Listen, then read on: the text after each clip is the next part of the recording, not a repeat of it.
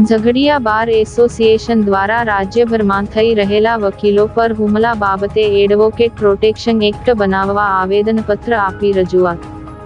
ઝઘડિયા બાર એસોસિએશનના હોદ્દેદારો, સભ્યો તથા મહિલા વકીલોએ ઉપસ્થિત રહી નાયબ કલેક્ટર ઝઘડિયાને આવેદનપત્ર પાઠવ્યું હતું.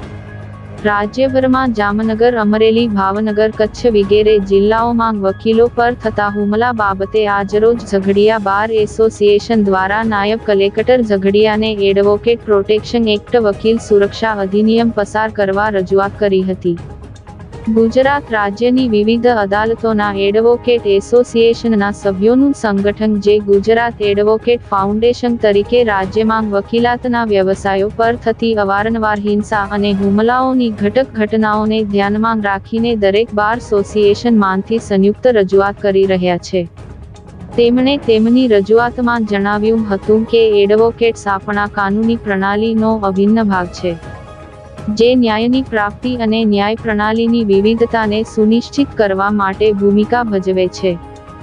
દેશને આઝાદ કરવાથી લઈ સમાજના વિવિધ પ્રશ્નોને હલ કરવા માટે સમાજના વિવિધ વર્ગના સંપર્કમાં વકીલો આવતા હોય છે અને ન્યાયિક પ્રક્રિયા અને સત્ય માટે લડતમાં અગ્રેસર રહેતા આવેલા છે. હાલમાં ગુજરાતમાં 1.5 લાખ કરતાં પણ વધુ વકીલો વિવિધ અદાલતોમાં ન્યાયિક કાર્યવાહીમાં પોતાના વ્યવસાયકો પર થયેલા હુમલાઓ અને અન્ય વકીલ વિરોધી હિંસક પ્રવૃત્તિઓમાં વધારો થયો છે.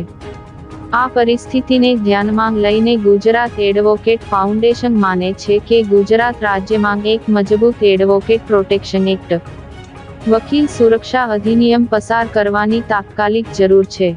રાજ્યના વકીલો અને તેમના પરિવારના હિત માટે એડવોકેટ પ્રોટેક્શન હાલના સમયમાં અમલમાં લાવવું જરૂરી થઈ પડ્યું છે તેમ તેમણે જણાવ્યું હતું. હિંસાના બનાવો તાકતા તેમણે જણાવ્યું હતું કે અનેક વકીલો ગંભીર શારીરિક અને માનસિક હિંસા સહન કરી છે, જેનાથી તેમને ન્યાય સેવામાં અટકાવ થયેલ છે. જામનગર જિલ્લામાં છેલ્લા 5 વર્ષમાં 2 થી 3 વકીલના મર્ડર થયેલ છે. અમરેલી કોર્ટમાં વકીલના માતાનું મર્ડર અને કોર્ટ પ્રિમાઇસીસમાં જ વકીલને ધમકીઓ આપવામાં આવેલ છે. ભાવનગર, કચ્છ જિલ્લામાં તેમજ સાઉથ ગુજરાત અને મધ્ય ગુજરાતમાં વકીલો ઉપર ઘણા હુમલા અને ખોટી ફરિયાદ કરવાના બનાવો સામે આવી રહ્યા છે. આ બાબતના પ્રશ્નો હાલ સમાજ માટે ખૂબ ગંભીર પ્રશ્નો છે, જેથી તેઓએ વિનંતી કરી હતી કે ગુજરાત રાજ્ય વિધાનસભા એડવોકેટ પ્રોટેક્શન એક્ટ, વકીલ સુરક્ષા અધિનિયમ તાત્કાલિક પસાર કરે, જે વકીલોના હિતને સુરક્ષા કરે અને કાનૂની વ્યવસાયમાં શાંતિપૂર્ણ અને સુરક્ષિત વાતાવરણ સુનિશ્ચિત કરે.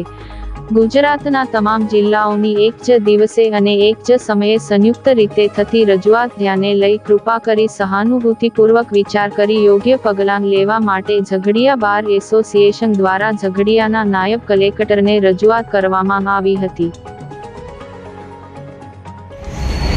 મારું નામ દક્ષેશ મગનભાઈ રાંદેરિયા, ઝઘડિયા વકીલ મંડળના પ્રમુખ છું. આજરોજ અમે નાયબ કલેક્ટર સાહેબમાં એટલા માટે આવ્યા કે વકીલો પર જે હુમલા થઈ રહ્યા છે ગુજરાતમાં, જુદા જુદા રાજ્યોમાં, જુદા જુદા શહેરોમાં, રાજકોટ, જામનગર, અમદાવાદ, ભરૂચ વગેરે ઘણા વકીલોના મૃત્યુ પણ થયા છે. એ માટે એડવોકેટ પ્રોટેક્શન લાવવા માટે જે નર્મદા બારે જે પહેલ કરી છે અને એમાં ઝઘડિયા બારે એને ટેકો આપેલો છે. અને આજરોજ આખા ગુજરાતના તાલુકા લેવલે પ્રાંત સાહેબને અને જિલ્લા લેવલે કલેક્ટર સાહેબને આવેદનપત્ર આપવાનું આયોજન કરેલું છે. એ માટે આજે ભેગા થયા છે અને સરકારમાં આ માટે રજૂઆત કરી વહેલામાં વહેલી તકે તે આ પ્રોટેક્શન હેઠળ આવે અને વકીલો થઈને હુમલાને બચાવે, એ માટે અમારી ખાસ માંગણી છે.